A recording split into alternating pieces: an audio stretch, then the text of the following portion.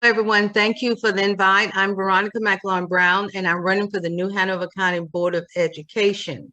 13 months ago, I started attending all of the school board meetings advocating for Love Our Children. It had a single mission of ending out-of-school suspensions for 4, 5, 6, and 7-year-old children.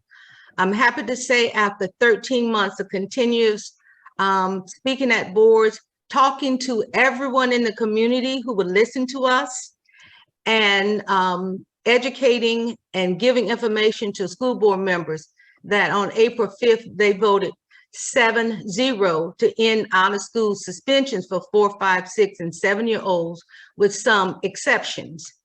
When we talk about doing things for our community, everyone, that was an example of a policy change that affected every child in this community, in the school system positively. It opens the doors for us to do more.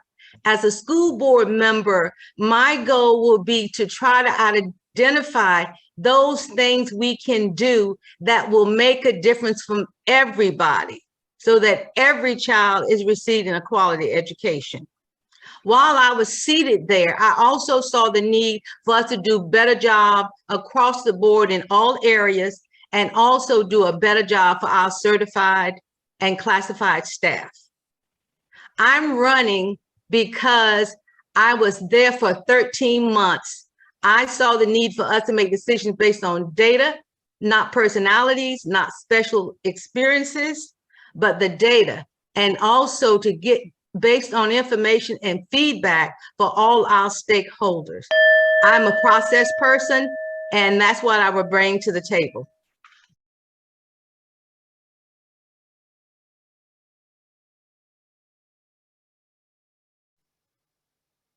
Okay. Hi, everybody. My name is Jenna Bosch, and I'm running for New Hanover County Board of Education.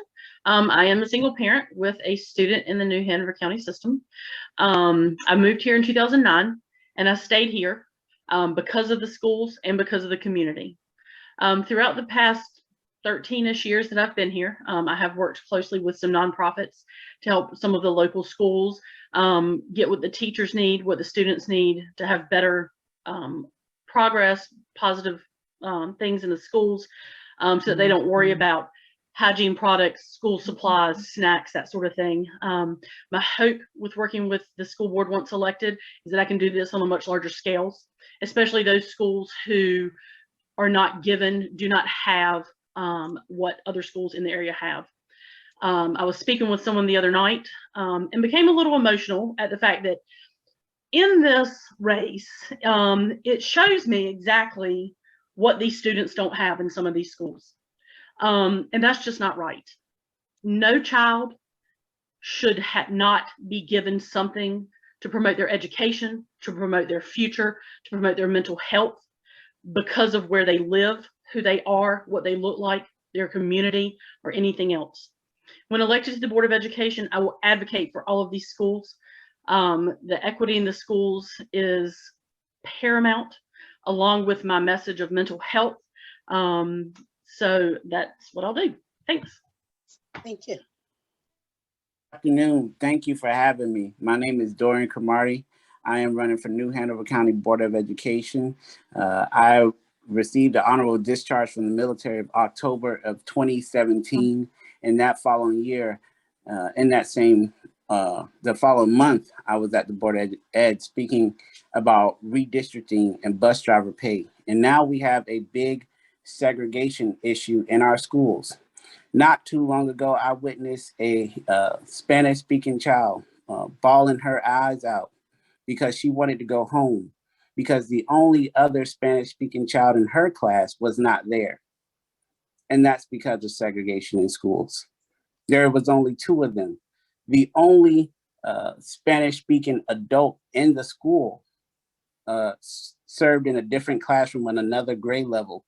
So she went and hung out with her for the day, for her comfort.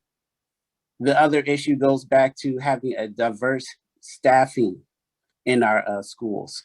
The only ESL teacher that served in that school also had to cover 5 other schools. So that shows that we don't have a diverse work staff.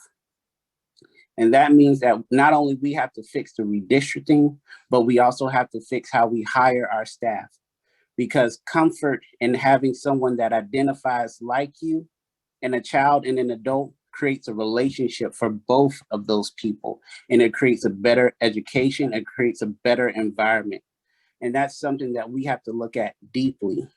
And that's something that I'm passionate about.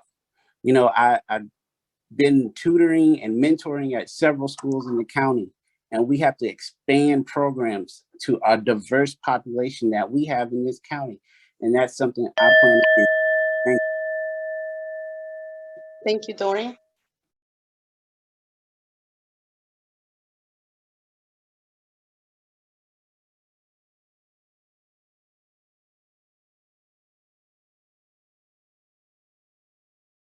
Because it's been spoken about before, and that's the mental health issue that we need to recognize that's impacting our students, our parents, our teachers, our certified staff, and we really need to address that. I've been shocked how many young people that I've spoken to in high school and even elementary, and they're saying that they're stressed and it's a problem.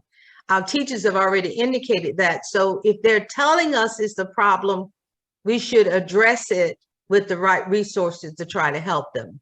A second thing is what I call an upstream strategy, and that is I think we need to have offer pre-K and even three-year-olds opportunities for the Latinx and all the kids who need some early intervention to come to school. They have to be with someone. Let them be with us. That's what I believe. They have to be with someone. Let them be with us. And then another one, I'm just going to tell the story, because I think one of the things we have to do is really feel like we're a family. The things that we're talking about today, 800 people came together in the early 2000s and put together a plan and said this would all be over by 2010. And now what is it? It's worse. So I think I had a parent that came to my school. She was very upset because she was tired of me calling her, tired of the teacher calling her about her child.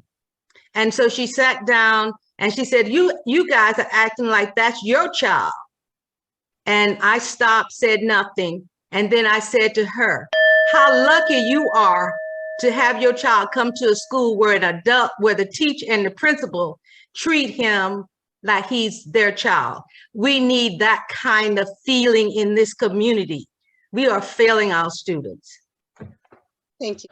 I know Representative Butler touched on it a little bit, but a lot of my campaign message is about mental health, advocating to get mental health workers and social workers into schools to help the kids, students, teachers, and staff with what they have dealt with, especially over the past 4 years. The past 4 years have been very difficult for everybody. We had 2 hurricanes, we had the pandemic.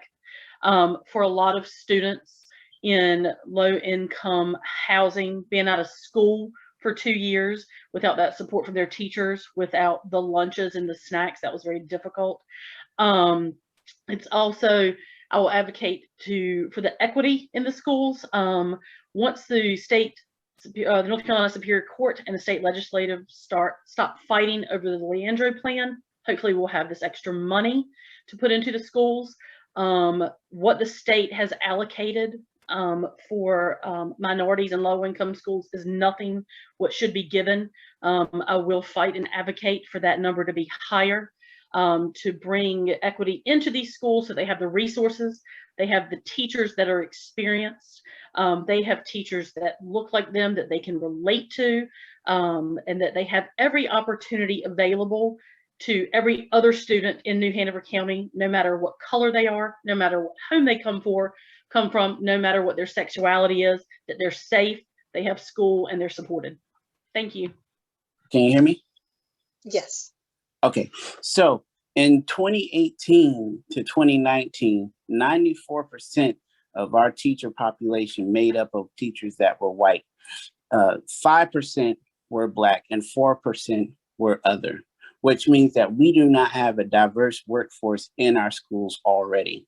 And that 4% may be part of the Latinx community or the Asian community, but one of the problems that they face is there's not a proper box for our Latinx community to check when it comes to race. That's one of the issues I would like to work on, so that our Latinx community is properly represented when it comes to these demographics.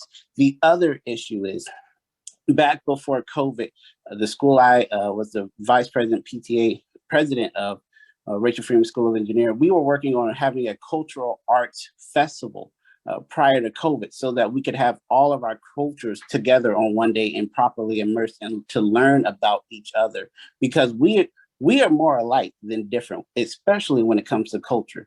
The other thing is, at UNCW, there is a college endowment fund in my grandmother's name, Rachel Freeman, a leadership award in her name as well. And that's something that the Latinx community needs as well at UNCW, to further the education after high school for the Latinx community. And the business leaders of the Latinx community can come together and put that money together, as well as the school board can contribute to it, so that that fund will be there forever to continue the education of the Latinx community. My name is Dorian Cromartie. You can go to electdorian.com to learn more about me and my platform. It did not come from me. It came from 12 different individuals. Thank you. Veronica?